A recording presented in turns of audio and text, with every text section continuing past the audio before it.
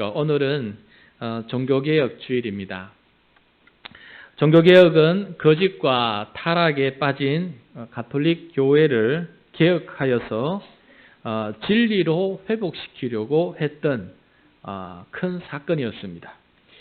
이러한 개혁의 방향은 그 종교개혁자들이 주장한 5대 강령을 보면은 그때 당시 뭐가 중요했는지를, 왜 개혁을 했는지를 우리가 좀 볼 수가 있습니다. 종교개혁을 이끌었던 마틴 루터, 그때 당시 신부님이셨죠. 마틴 루터 신부님은 3가지 강령을 크게 강조했어요. 첫 번째는 무엇이냐면은 오직 성경, 두 번째는 오직 은혜, 세 번째는 오직 믿음이었어요. 이게 그게 그렇게 중요한가라고 지금 우리가 생각해 볼 수 있지만은 그 당대에는 이게 흔들렸기 때문에 다시금 기본으로 돌아가는 일을 했던 것이에요. 그 다음에 마틴 루터와 함께 또 종교개혁을 했던 가장 위대한 인물 중에 한 사람이 또 존 칼빈이죠. 칼빈은 또 2가지 강령을 거기에 추가를 했어요. 무엇이냐면은 오직 그리스도, 오직 하나님께 영광이다 라는 것을 거기 속에 포함시키면서 이 5대 강령을 만들고 종교개혁을 했던 것을 우리가 기억하고 있습니다. 예를 들어서 이 첫 번째 강령 오직 성경, 이걸 한번 살펴보겠습니다. 오직 성경이라는 것은 인간이 만든 악한 가르침을 버리고 오직 성경의 가르침으로 돌아가자라는 것이에요. 당시 교회는 그 성 베드로 대성당을 건축하고 있었는데 이 건축비가 필요해서 모자라서 성도들에게 순수한 신앙을 격려하고 하나님의 교회를 세우자라고 했으면 문제가 없었을 텐데 거짓 가르침을 가르쳤어요. 그것이 무엇이냐면은 면죄부를 팔았어요. 면죄부가 뭐냐면은 이 면죄부는 우리가 용서함을 받았고 또 우리가 하나님의 구원의 백성이 되었다라고 하는 그러한 어떤 그걸 확신시켜주는 그런 문서 종류와 같아요. 그래서 이 면죄부를 돈 주고 사면은 당신은 확실하게 용서함 받았고 당신은 확실하게 구원을 받았다라고 이렇게 가르치면서 면죄부를 팔아서 성베드로 성당 건축비를 이렇게 충당하게 되었던 것이에요. 그런데 이것은 거짓말입니다. 우리가 용서함을 받는 것은 전적으로 십자가에 달리신 주 예수 그리스도의 그 은혜로 말미암은 것이지 면죄부를 산다고 그래서 우리가 용서함을 받는 것은 아니기 때문에 그렇습니다. 우리의 구원은 우리의 공로로, 우리의 노력으로 만드는 것이 아니라 우리를 사랑하시고 우리를 구원하시기를 원하시는 하나님 아버지의 그 크신 사랑으로부터 내려오는 것이지 우리가 우리 자신을 구원할 수 있는 능력은 우리에게 없는 것입니다. 그러므로 이것은 성경에 합당하지 못했기 때문에 오직 성경이라고 말했던 것이에요. 그래서 그때 당시에는 이러한 배경이 있었기 때문에 오직 성경의 말이 진리의 선포였고 거짓에 대하여 대항하는 것이었고 교회를 거짓 가르치면서 바른 가르침으로 세우는 그러한 분투였던 것입니다. 그래서 이 종교개혁이 오직 성경을 이렇게 말했던 것을 우리가 보게 됩니다. 우리는 이 종교개혁의 전통을 이어받아서 진리, 거짓이 아니라 진리를 향해서 진리를 배우고 진리를 행하는 사람으로 살아가야 된다라는 것을 꼭 명심하면 좋겠습니다. 오늘 말씀은 한 교회 안에 진리를 행하는 사람과 거짓을 행하는 사람, 2사람을 우리들에게 보여주고 있어요. 그러면서 우리들에게 요청을 합니다. 누구를 본받아 살 것이냐? 진리를 향해 살 것이냐? 거짓을 향해 살 것이냐? 우리를 보고 선택을 하라라고 오늘 말씀하고 있는 내용이에요. 그래서 함께 이 말씀을 통해서 진리를 선택하고 진리를 행하는 우리 모두가 되는 결단의 시간이 되시기를 축복합니다. 오늘 말씀은 요한 3서인데 요한 장로가 쓴 3번째 편지예요. 시장성경에서 가장 짧은 책이기도 합니다. 요한 3서는 소아시아에 있는 어느 교회의 일꾼으로 섬기는 가이오라고 하는 사람에게 보낸 편지. 그러니까 이 요한 3서는 교회에 보낸 편지가 아니고 그 교회에 있는 한 사람에게 꼭 집어서 보내는 편지예요. 가이오는 사람의 이름인데 요한 장로가 이 가이오를 얼마나 사랑했는지 편지 서두에 보면은 사랑을 3번씩이나 이야기하면서 이 가이오를 부르는 것을 보게 됩니다. 자, 우리 1절과 2절 말씀을 다시 한번 읽도록 하겠습니다.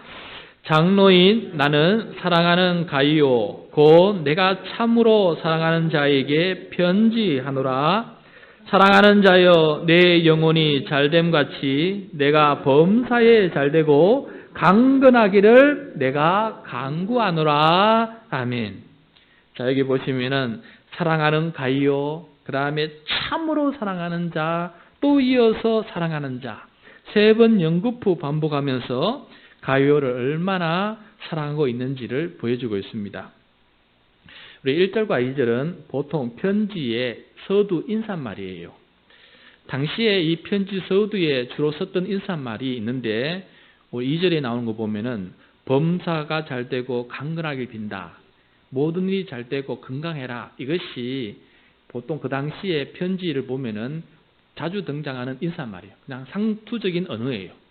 그런데 이 요한 장로는 그 인사말 앞에 잘 쓰지 않는 한마디를 더 추가해 놓은 것을 보게 돼요. 그 내용이 무엇입니까?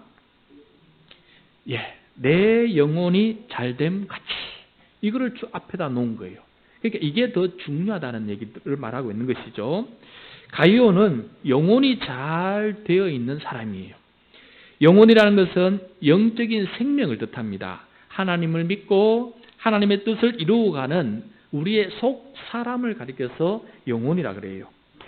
가이오는 하나님과 관계가 잘 되어 있는 사람이었습니다. 이렇게 영혼이 잘됨 같이 그 다음에 범사도 잘 되고 건강도 좋은 그런 사람이 되기를 이렇게 기도하고 있는 것을 보게 됩니다. 여러분, 우리가 진정으로 사랑하는 사람을 위해서 기도할 때에는 가장 먼저 영혼이 잘 되기를 기도해 주어야 합니다.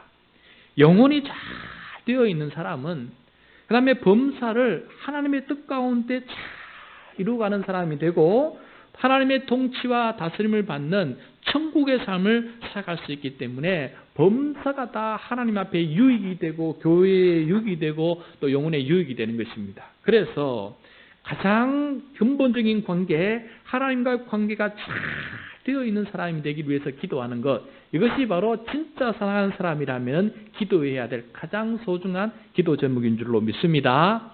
사랑하는 성도 여러분, 영혼이 잘 되시기를 축복합니다. 네. 근데 영혼이 잘 되어 있는 이 가이오를 보면서 요한 장로는 심히 기뻐를 하는데, 왜냐하면은 이 가이오는 영혼이 잘 되어 있어서 진리를 잘 행하는 거예요. 진리의 삶을 살아가기 때문에 이게 너무너무 기쁘다고, 이보다 더 기쁜 것이 없다면서 탄성을 하고 있는 것을 보게 됩니다. 우리 3절 4절 말씀 우리 같이 읽도록 하겠습니다. 형제들이 와서 내게 있는 진리를 정언하되 네가 진리 안에서 행한다 하니 내가 심히 기뻐하노라.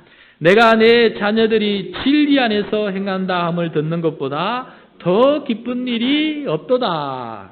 자, 이거 점잖게 표현했는데 진짜 기쁘다. 경상도 말로 하면 억수로 기쁘다. 억수로 기쁘다. 전라도 말로 하면 어떻게 됩니까? 허벌나게 기쁜. 정신없이 기쁜, 그렇게 기쁘다는 말을 표현하고 있는 것이에요. 여러분, 우리는 어떤 일이 벌어지면은 정말 기뻐서 날뜁니까? 어떤 일이 벌어지면 정말 기뻐서 우리는 행복해 마지 못해서 그냥 막 두 발로 뛰어다니고 막 이렇게 정신없이 돌아다닙니까? 아마도 제 생각에는 막 돈이 몇 억이 한 해서 툭 떨어지면은 정신을 못 차리고 이거보다 더 기쁜 일이 없습니다 하면서 막 그렇게 행복해야 할 것이 우리 모든 사람의 모습이 아닐까 하는 생각을 해보게 됩니다. 네. 어쨌든 이 요한 장로가 가이오 때문에 심히 기뻐했던 이유는 가이오가 진리 안에 행하고 있었기 때문이다 라는 것을 우리가 눈여겨보아야 됩니다.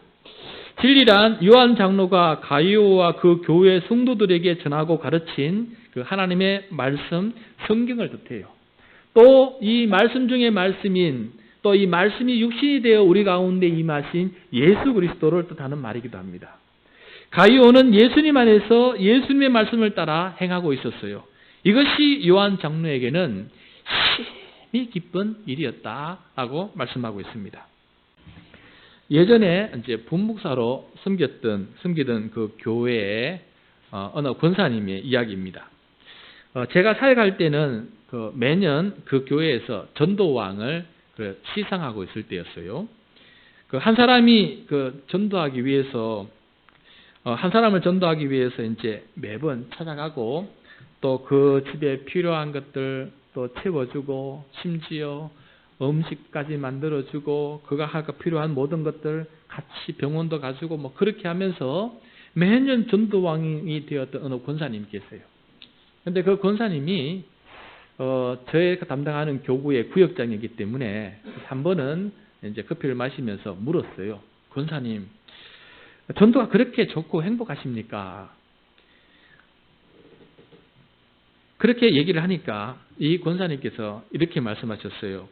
목사님, 제가 전도한 사람이 예수님을 믿는 믿음이 생기고 또 나아가서 세례를 받고 집사도 되고 교회학교 교사가 되고 성가대 대원이 되고 또 나처럼 구역장까지 되어서 섬기는 모습을 보면은 그 모습이 얼마나 기쁜지 모릅니다. 그 기쁨 때문에 저는 전도를 열심히 합니다. 그렇게 이야기하는 것을 전해 들었어요. 이 권사님의 기쁨은 바로 제가 생각하기에는 오늘 말씀을 준비하면서 느꼈는데 바로 요한 장로의 기쁨이었고 또 그것은 바로 예수님을 향해 외쳤던 하나님 아버지의 기쁨이었다라는 것을 깨닫게 되었습니다. 여러분, 우리에게도 이러한 기쁨을 위해 살고 또 이런 기쁨이 가득할 수 있기를 바랍니다. 이 요한 장로가 가이오의 이 모습을 보면서 영혼이 잘된 그런 사람이고 또 진리 안에서 행하는 그런 모습이었기 때문에 이 사람을 어떻게 한번 칭찬해 보고 싶었어요. 그래서 그 편지에다가 가이오 너는 이렇게 참 잘한다라고 실제적인 구체적인 그 이야기를 하나 들으면서 이렇게 칭찬하고 있는데 그 내용을 함께 보도록 하겠습니다. 우리 5절과 6절 말씀이에요. 시작. 사랑하는 자여, 네가 무엇이든지 형제 곧 나그네 된 자들에게 행하는 것은 신실한 일이니 그들이 교회 앞에서 너희의 사랑을 증언하였느니라. 네가 하나님께 합당하게 그들을 전송하면 좋으리로다. 자, 여기서 가이오가 나그네 된 형제들에게 신실하게 행한다라고 칭찬하고 있는데 여기서 나그네 된 형제란 누구를 말하냐면은 순회 설교자 또 순회 교사들을 뜻해요. 오늘날과 달리 이 초창기의 교회는 그때는 뭐 신학교도 없고 목회자를 배출하는 것도 없었어요. 그리고 교회마다 담임 목사님이 없었습니다. 그래서 교회는 많이 세워졌는데 그 교회를 담당하는 목회자가 없었다는 것이에요. 그래서 이 초창기 교회, 게다가 이 초창기 교회는 우리처럼 이렇게 많이 모일 수 있는 어떤 그런 교회 건물이 있는 것이 아니에요. 교회는 조그만하게 어떤 성도들의 다락방이나 거실에서 모인 교회, 그래서 가정교회라고 해요. 하우스 철치, 가정교회, 단독 건물이 없었어요.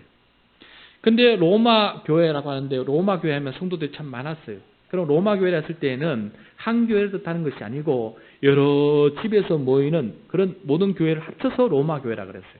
그러니까 여러 집에서 모이다 보니까 그 많은 그 가정마다 목회자를 둘 수가 없어서 그래서 12제자나 그 제자의 가르침을 받은 사람들에게 돌아다니게 순회하면서 설교하고 가르치게끔 이렇게 했던 것이에요. 그런데 이 교회도 어느 교회인지 정확히 알 수 없지만은 가이오와 있는 교회도 그렇게 순회 설교자가 오게 되면은 가이오는 그 사람을 지극정성으로 잘 섬겼던 사람이다라는 것이에요. 설교자가 오면은 자기의 집을 제공하고 또 먹을 음식을 제공하면서 그 있는 동안에 하나님의 말씀을 전하고 예배를 인도할 수 있는 그 모든 편의를 다 봐주는 거예요. 그렇게 그 섬기는 일들을 잘했던 사람이 가이오였는데 그 교회를 거쳐왔던 순회 선교자들이 요한 장로에게 와서 다 칭찬하는 거예요. 아, 그 교회에 갔더니 가이오라는 사람이 있는데 얼마나 잘 섬기는지 모른다 하면서 칭찬을 하니 그 칭찬이 지금 요한 장로께 들려서 이 편지에다가 지금 가룟유다가 너가 참 그렇게 진리 안에서 선하게 봉사하고 섬기는 모습을 보니 얼마나 기쁜지 모른다 하면서 지금 칭찬의 글을 그렇게 쓰고 있는 것입니다. 여러분 가룟유다가 이 보여준 것은 나그네를 향하는 환대였어요. 나그네를 향한 환대. 예수님과 12제자 소그룹도 나그네였습니다. 그러니까 돌아다니면서 복음을 전했는데 그 누군가가 그것을 돌보지 않으면은 그 소그룹을 돌보지 않으면은 계속해서 사역하기가 힘든 그런 소그룹이었어요. 어떤 때는 이거 제대로 섬겨주는 사람을 만나지 못했을 때는 배가 고팠어요. 그래서 12제자들이 별 이삭을 안식일에 미리 이삭을 이렇게 손으로 비벼 먹다가 또 이렇게 사람한테 들켜가지고 또 한 소리 듣지 않았습니까? 그것처럼 그렇게 나그네 인생이었어요. 특히 그 중에 이제 환대를 잘했던 사람 중에 한 사람이 이 마리아와 마르다 이 자매예요. 그래서 그 자매들은 주님을 잘 환대를 잘해서 이 나그네 복음을 전하는 이 무리가 그 역할을 잘 감당할 수 있도록 섬겼던 것을 보게 됩니다. 그래서 이러한 환대는 진리에 대한 확신이 있을 때 가능한 일이고, 그 다음에 이웃 사랑과 섬김, 희생의 정신이 있을 때 이런 일을 할 수 있는 것입니다. 그렇기 때문에 가룟유다는 크게 칭찬을 받았던 것이에요. 교회는 바로 이런 환대의 공간이 되어야 됩니다. 성도들이 다른 성도를 환대해야 한다는 것이에요. 그리고 찾아온 방문자들이나 새가족들에게 환대하는 공동체가 되어야 된다. 가룟유다와 같은 성도들로 가득 찰 때 그 교회가 하나님의 뜻을 이룰 수 있다라는 것을 우리가 보게 됩니다.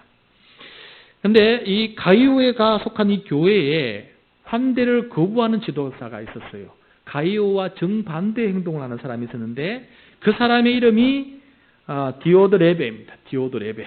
그가 보여준 모습은 어떤 모습인지 우리 함께 살펴볼 텐데 9절, 10절 말씀 같이 읽도록 하겠습니다. 시작. 내가 두오자를 교회에 쓰으나 그들 중에 어뜸되기를 좋아하는 디오드레베가 우리를 맞아들이지 아니하니 그러므로 내가 가면 그 행한 일을 잊지 아니하리라. 그가 악한 말로 우리를 비방하고 우리 오히려 부족하여 형제들을 맞아들이지도 아니하고 맞아들이고자 하는 자를 금하여 교회에서 내쫓는도다. 9절 말씀을 보면은 디오드레베는 다른 지도자들과 협력하는 것을 거부했어요. 자신이 최고라고 생각하고 자만심에 빠져 있었어요. 그러니까 다른 지도자들을 환대하지 않는 것입니다. 자기가 잘하면 끝이다 이렇게 생각을 하는 것이. 그 다음에 10절 말씀을 보면은 디오드레베는 악한 말로 다른 지도자들을 비방했습니다. 자신이 맞고 다른 지도자들은 틀렸다라고 비방을 한 것이죠. 그리고 디오드레베는 다른 형제 지도자들을 맞아들이지 않았습니다. 집과 음식을 제공하기 위해 그들을 자신의 집으로 영접하지 않았다는 것이에요. 마지막으로 디오드레베는 다른 형제 지도자들을 맞아들이고자 하는 성도들을 금했어요. 하지 못하게끔 막았어요. 그래서 말을 안 들으면 그 성도와 그 순회 설교자들을 교회에서 내쫓아 버렸습니다. 디오드레베도 가룟유다와 함께 그 교회의 지도자였던 것 같아요. 그런데 디오드레베는 영혼이 잘된 사람이 아니었고 진리를 행하는 사람이 아니었어요. 영혼이 못된 사람이었고 거짓을 행하는 그런 사람이었습니다. 자신뿐만 아니라 다른 성도들도 그렇게 거짓을 행하도록 강요하고 또 억압을 하는 그런 사람이었다는 것을 우리가 보게 됩니다. 이러한 모습을 전해들은 요한 장로는 가룟유다에게 이렇게 권면을 합니다. 악한 것을 본받지 말고 선한 것을 본받는 사람이 되어라. 우리 11절 말씀인데 같이 읽겠습니다. 시작. 사랑하는 자여 악한 것을 본받지 말고 선한 것을 본받으라.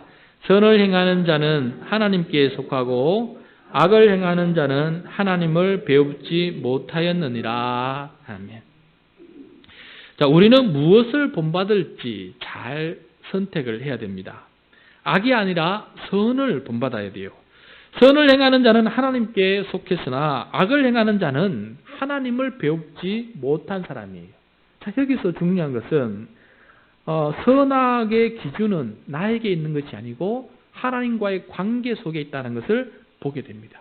요한 장로는 디오도레베가 하나님을 배우지 못한 자다라고 판단하고 있어요.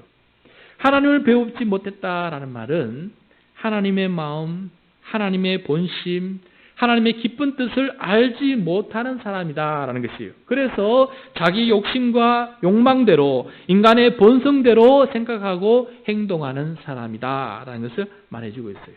그래서 하나님보다 자신이 더 중요해져 버렸어요. 그래서 진리를 행하지 못하는 사람이 되고 만 것입니다. 우리 설교를 준비하면서 제가 안디옥 이목장을 칭찬하고 싶은 마음이 생겼어요. 안디옥 이목장에 우리 김정모 집사님께서 세가적으로 오셨어요. 김정모 집사님은 81세에 어떻게 보면 우리 교회에서 가장 연장자이죠. 젊은 사람들이 별로 좋아하지 않는 연장자예요. 우리 교회에 아는 사람 아무도 없어요. 복도에서 엘리베이터에서 저만 알지 우리 교회 아는 사람도 없었어요. 그리고 교회 오는 발걸음은 무거웠어요. 20여 년 만에 다시금 찾아오는 그런 발걸음이었기 때문에 쉽지 않은 발걸음이었어요. 그런데 우리 김정모 집사님이 얼마나 우리 교회에 잘 정착하시고 또 신앙생활도 잘 감당하시고 또 이전에 그 신앙을 회복하셔서 온 지도 얼마 안 됐는데 정성을 다해서 교회를 섬기고 목장 모임도 잘 참석하고 있는 것을 보게 돼요. 이런 모습을 보면서 저는 어떤 생각이 들었냐면은 이것은 안디옥 이목장의 환대를 통해서 대단히 죄송합니다. 참 대단히 죄송합니다. 예, 안디옥 산목장입니다. 죄송합니다. 네. 안디옥 산목장이 그분을 우리 김정모 씨가 계시지만은 김정모 집사님이 굉장히 어르신이지만은 편안하게 그 목장에 정착할 수 있도록 환대를 잘했다는 증거 아니겠어요. 그래서 김정모 집사님이 너무나 기분도 좋고 하셔서 본인이 가진 달란트, 붓글씨를 잘 써서 그것도 써오셔서 성도들에게 나누고 줄 수도 있고 또 속기도 잘 하셔서 그걸 가지고 가르쳐주고 싶고 뭔가 도움을 주고 싶어하는 그러한 열정으로 바뀐 것을 보게 됩니다. 우리 가운데 있는 실제 인물을 이렇게 얘기해서 죄송하지만은 그런 마음이다. 그죠? 그래서 환대를 한다는 것이 얼마나 힘들고 어려운데 이 시대에 환대를 한다는 것이 얼마나 힘들고 어려운데 환대를 잘해서 정말 교회에 정착하고 적응하기 힘든 분을 잘 정착할 수 있도록 도운 그 모습이 바로 가이오와 같은 모습이에요. 만약에 디오도레베였다면은 김정모 집사님 몇 주 나오시다가 다른 교회를 가셨을 거예요. 그렇지만 그렇지 아니하고 이렇게 꾸준히 잘 나온 모습을 보면서 얼마나 감사한지 모르겠습니다. 성도 여러분, 하나님께서는 오늘 요한 장로를 통해서 우리에게 말씀하십니다. 하나님의 자녀들이 진리를 행하는 것보다 더 기쁜 것이 없다라고 말씀하고 있어요. 진리를 선택하고 종교개혁을 이루었던 믿음의 선배들은 당시 어두운 교회와 세상의 등대와 같았어요. 디오도레베가 많은 세상에 가이오처럼 그렇게 행하였다는 것이에요. 진리의 등대가 되어서 세상의 진리와 사랑을 비추는 삶이 되었습니다. 교회와 그리스도인들은 세상의 진리가 되어서 세상의 이 어두운 거짓 세상을 비출 수 있는 그 진리의 빛이 되어야 돼요. 그와 마찬가지로 우리 개인적인 삶도 마찬가지입니다. 가까운 사람에게 우리는 진리를 행하는 사람이 될 때 그 진리의 영향력 때문에 주님 안에서 주의 백성들이 우뚝 설 수 있게 되는 것입니다. 그렇지만 이건 쉬운 일은 아닙니다. 우리는 디오도레베가 되기 쉬워도 가이오가 되기는 쉽지 않습니다. 악은 가르쳐주지 않아도 잘 행하지만은 선은 아무리 가르쳐도 행하기가 힘든 것이에요. 그래서 이 환대라는 것도 아무리 가르쳐도 실천하기가 힘든 것이 환대예요. 그럼에도 진리이신 예수 그리스도를 전하고 진리의 말씀을 배우고 가르치고 진리를 행한 사람이 될 때에 그때 하나님께서는 우리에게 힘을 주십니다. 그리고 가이오처럼 행할 수 있는 또 그렇게 하나님 앞에 기쁨의 사람으로 살아갈 수 있는 사람으로 우리를 바꾸어 주는 것입니다. 이러한 기쁨이 우리 가운데 가득 넘치는 우리 준비된 교회가 될 수 있기를 축복합니다.